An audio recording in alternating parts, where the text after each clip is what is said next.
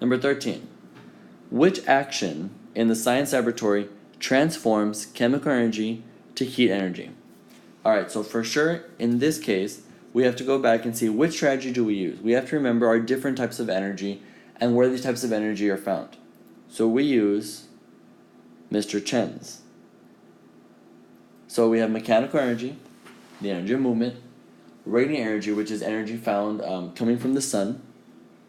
We also sometimes put light energy into there, so like light bulb, fire, things like that. We have chemical energy. Chemical energy is found in food, it's found in batteries, it's found in matches.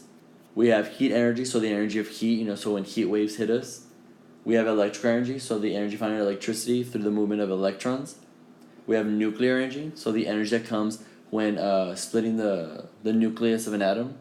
And then finally, S for sound energy, the energy that hits us through sound waves that travel through the air. So in this case, for sure, whichever example we end up choosing to be the correct one, it has to be chemical energy first, and then the last thing that has to happen has to be heat energy. So let's go and take a look at these so that we can figure out which one would be the right answer. Let's look at letter A. Burning a candle. So candles have wicks, and candles have the ability to burn. That's a chemical property of a candle, that it can burn. So candles have chemical energy within them. So when you burn it, what kind of energy is going to come from this candle? There's a variety of types that can come from here.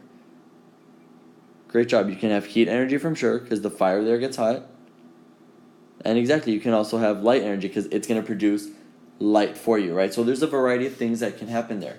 So does letter A look like it could be a possibility? Yeah, it can. I know some of you might be saying, hey, but this one has light energy in it. Well, it does, but this one takes two paths, and the path we're looking for, which is chemical energy to heat energy, is found here. So A could be possibly our answer. Let's get B. Growing potted plants near a window. Alright, so if I have a window right here, the sun out here, the sun's, I don't know, sorry, that kind of looks like a planet right there. Let me erase that. So if you have the sun's energy traveling down this way, you're going to have what kind of energy there? Where do we get, or what kind of energy we call that comes from the sun?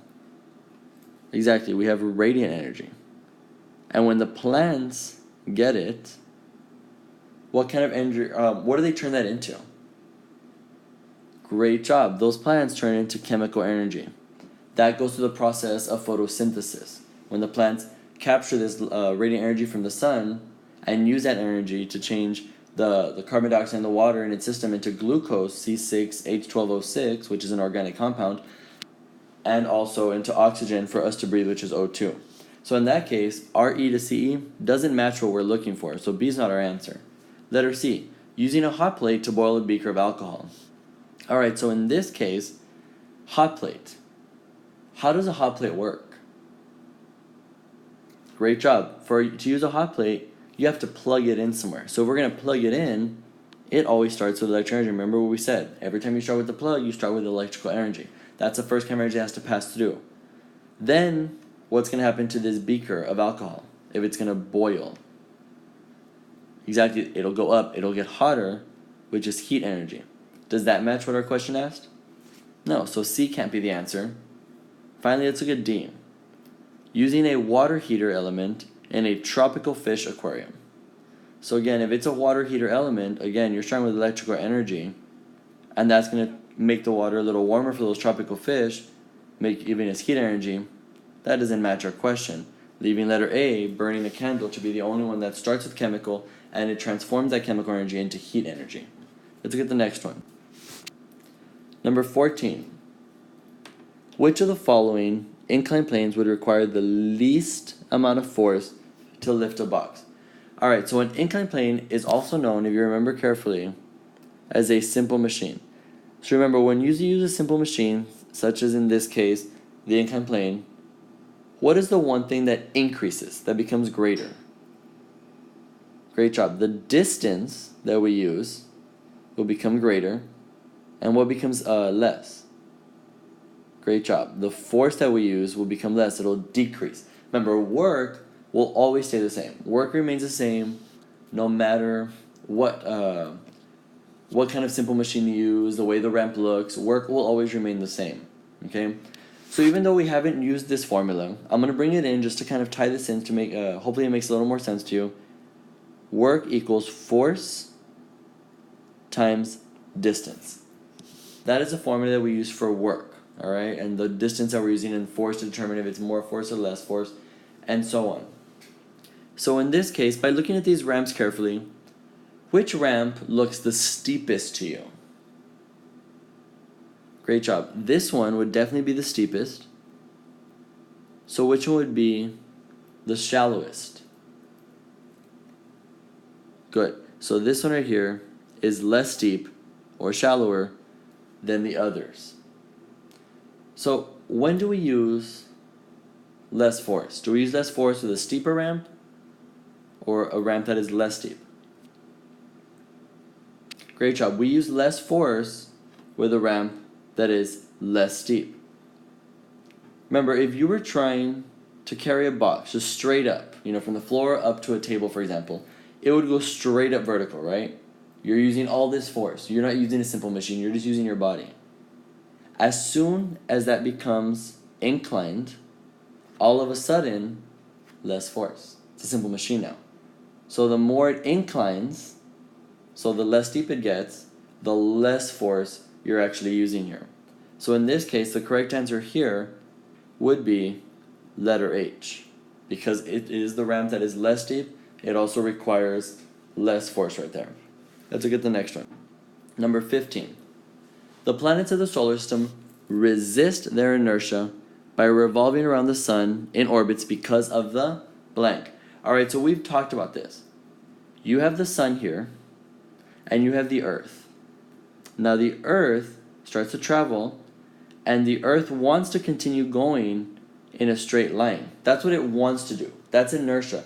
The inertia that objects have makes us want to keep going in the same direction we're going without anything stopping us. We just want to do that. That's our inertia. But obviously when an unbalanced force acts on you, it could change the direction you're going. It makes you resist your inertia. It changes that for you. So we know that even though the earth, having inertia as every object does, every object with mass has, we know it wants to keep going straight, but it doesn't. It actually goes around the sun. And if you look carefully, I'm going counterclockwise around the sun because the earth does go around the sun counterclockwise. That's how it revolves around the sun, counterclockwise. So what is it that causes the earth to resist its inertia?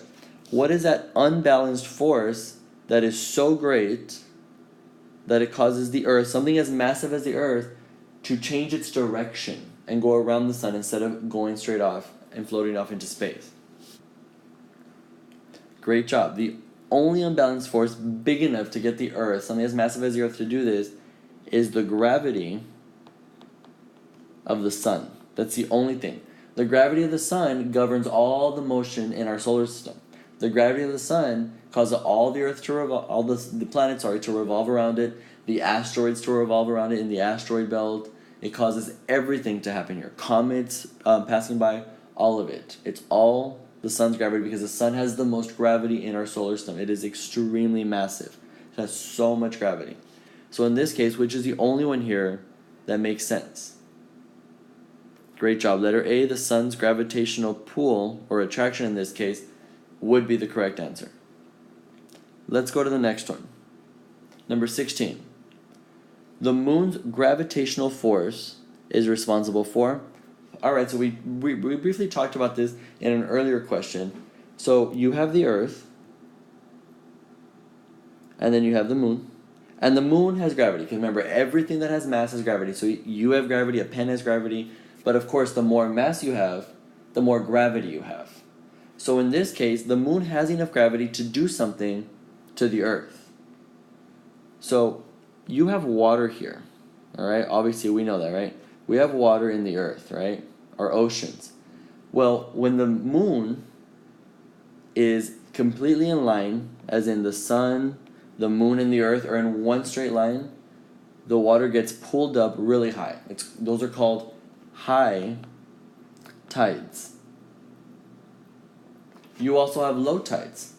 When the moon is over here, for example, and now the sun, earth, and moon are in a right angle position, It still has gravity, so it can still pull the ocean water up, but it doesn't pull it as much. And we have what we call low tides. So the level of the water, the height, those would be your tides. That's exactly what the moon's gravity does for us. So by looking at your answer choices really fast, letter F says that it causes the high and low tides on Earth. And that's probably the answer. I mean, that's the one that so far makes sense to what we're saying here. But let's look at the other ones just to be on the safe side. So letter G says the Earth orbit around the sun. So what causes the Earth to orbit around the sun? Is it the moon's gravity? No, it's not. It's the sun's gravity. That's what causes it to orbit around the sun, or revolve around the sun. Because remember, orbit also means to revolve, to make one revolution, one full year, 12 months, 365 days, 4 full seasons. So when we go, so obviously that one doesn't make sense. So let's go to H, the phases of the moon. What causes the phases of the moon? Exactly, the phases of the moon are caused, obviously, by the amount of sunlight that reflects off of it, but also depending on the angle that it is in the sky, or compared to the Earth at that specific moment. So the moon is constantly changing its angle or its position around the Earth because the moon orbits the Earth. That's exactly what causes the phase of the moon, when it orbits the Earth, or revolves around the Earth, which takes about 29.5 days, but we'll say 28, so about 4 weeks, 1 month, to make one full orbit around us. So it goes from one full moon to another full moon every month and so on. So that one doesn't make sense. Then we go to letter J, the speed the Earth travels around the sun. So that one has to do with, again, the sun's gravity and the mass of the Earth and things like that. That's what causes the actual speed that the Earth goes around the sun. Also the distance, right, helps us a bit there. So in this case, letter F is the only one that makes sense. Let's go on to the next one.